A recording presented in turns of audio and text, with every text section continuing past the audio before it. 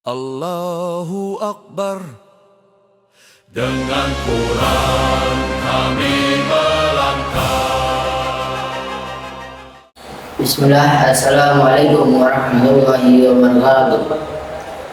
Alhamdulillahilladzi wada'a li ibadihi tariqal falaha wa asyhadu an la ilaha illallah wahdahu la syarika lahu wa asyhadu anna Muhammadan abduhu wa rasuluh la nabiyya wa la rasula ba'da. Ma'asyiral muslimin yang dirahmati Allah. Yang pertama dan yang utama, marilah kita panjatkan puji syukur kita kepada Allah Subhanahu wa taala agar kita dapat memperoleh ampunan yang sangat besar. Karena Allah Subhanahu wa taala memberikan kepada kita berbagai nikmatnya, termasuk nikmat iman, ihsan, dan juga nikmat kehidupan. Yang keduanya, tak lupa salawat serta salam semoga tercurahkan kepada Nabi dengan kita, Nabi Agung kita, Nabi Muhammad sallallahu alaihi wasallam, yang telah membawa kita dari zaman kegelapan menuju zaman terang benderang pada saat ini. Pada kesempatan yang berbahagia kali ini akan disampaikan materi kultum berkaitan dengan 10 hari Ramadan. Masalah muslimin yang dirahmati Allah, memang 10 hari Ramadan menjadi hari-hari yang penuh dengan pahala dan keberkahan. Bahkan hari-hari tersebut menjadi hari yang istimewa dengan lepasnya ia dari berbagai kesibukan dunia selama setahun penuh, dengan menjalannya ia di masjid selama 10 hari untuk beriktikaf. Akan tetapi 10 hari Ramadan juga menjadi hari-hari panen duit bagi para pedagang. Seakan-akan mereka bekerja di 10 hari tersebut hasilnya dapat untuk mencukupi makan dalam waktu setahun. Mungkin bagi para pedagang itu adalah sebuah ujian tersendiri, tinggal memilih mendapatkan duit yang banyak, akan tetapi luputnya dari berbagai rahmat dari Allah Subhanahu wa taala dan ampunan, atau luputnya dari mendapatkan duit yang banyak tapi mendapatkan limpahan pahala, ampunan serta rahmatan dari Allah Subhanahu wa taala, karena lebih mementingkan ibadahnya daripada hal-hal yang tidak bermanfaat. Atas apa yang harus kita lakukan untuk memenuhi beberapa di 10 hari Ramadan, kita dapat memenuhi beberapa di hari Ramadan adalah dengan mengisi dengan kebiasaan-kebiasaan yang dilakukan Rasulullah SAW, sebagaimana kebiasaan Rasulullah SAW ketika memasuki 10 hari Ramadan. Beliau senantiasa meningkatkan kualitas dan kuantitas ibadahnya, sebagaimana dalam sebuah hadis diceritakan dari Aisyah, dia berkata, Nabi SAW apabila telah memasuki 10 hari Ramadan, beliau meningkatkan jauhnya, menghidupkan malam-malamnya, dan membangunkan keluarga-keluarganya. Hadis riwayat Bukhari. Masyaallah muslimin yang dirahmati Allah, lantas apa yang dimaksud dalam konteks hadis tersebut? Ini yang dimaksud dengan meningkatkan jauhnya dalam hadis tersebut adalah beliau tidak pernah menggauli para istri-istrinya, sedangkan menghidupkan malam-malamnya ada beliau mengubah malam-malam yang biasa pada bulan-bulan selain Ramadan dengan menghidupkannya dengan melakukan ketaatan melalui ibadah. Masyaallah muslimin yang dirahmati Allah, sebelum kita memasuki beberapa amalan yang dari Rasulullah SAW karena memasuki bulan Ramadan, yang kita lebih baiknya jika kita mempelajari terlebih dahulu beberapa fase yang ada pada bulan Ramadan. Bulan Ramadan dibagi menjadi 3 fase. Fase pertama adalah fase rahmat. Pada fase ini Allah Subhanahu wa taala membukakan pintu rahmatnya untuk segenap umatnya. Oleh karena itu, hendaknya kita untuk mengambil kesempatan ini dengan sebaik-baiknya untuk menggapai rahmat Allah Subhanahu wa taala. Fase yang kedua adalah fase pertengahan, atau yang disebut dengan fase maghfirah atau ampunan.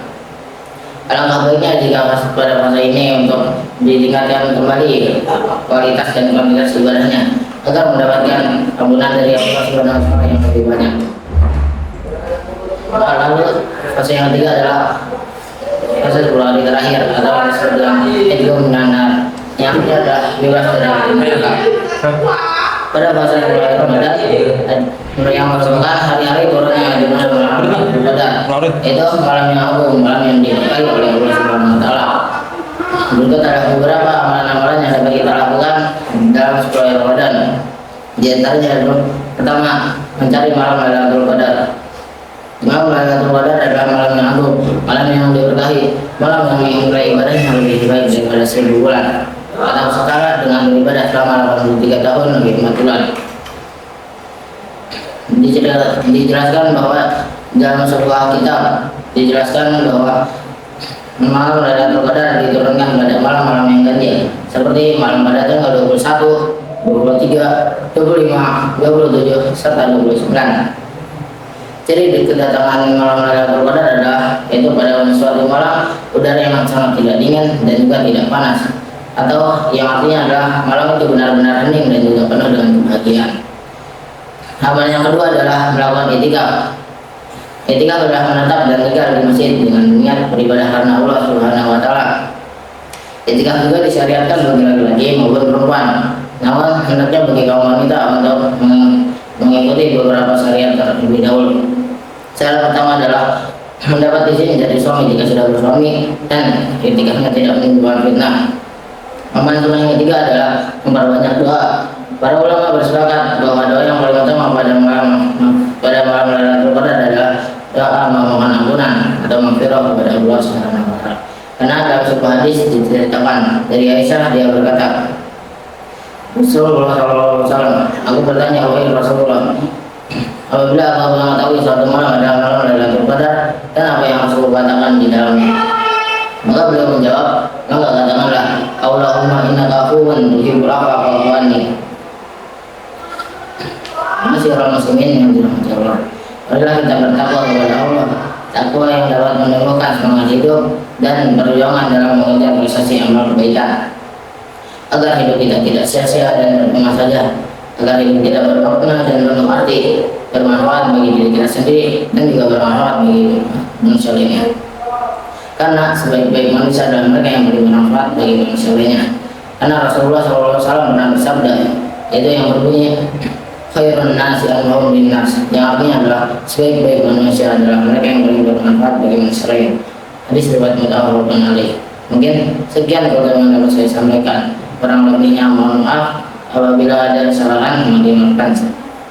Bila ada salah itu datangnya dari saya sendiri. Bila ada benar itu datangnya dari Allah Subhanahu wa taala. Wa barakallahu lakum wa nafa'ani wa iyyakum bima fihi min ayatin wa dzikril hakim. Nun wa barakallahu masyurun fastabilul khairat.